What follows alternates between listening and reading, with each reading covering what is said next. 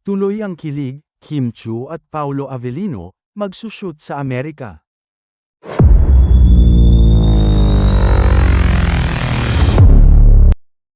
Kaliwat kanan ang tanong ng mga fani nina Kim Chu at Paolo Avellino sa kumakalat na balitang matapos mag-shoot ng Kim Pao sa Cebu ay pupunta naman sila sa Los Angeles, California para doon kunan ang iba pang eksena ng bagong serye nilang The Alibi.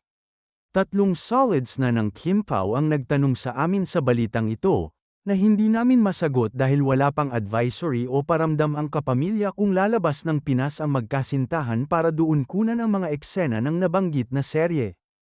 Kaya nga ang tanong namin, fake news o true ang chikang ito, na siyang malalaman ng lahat sa mga susunod pang mga araw.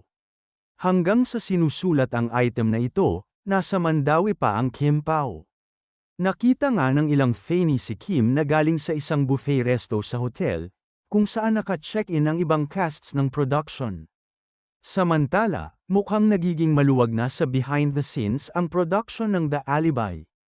Tahimik na si Direk Sagi sa panawagan nitong huwag mag-post ng larawan o video na kuha sa shoot.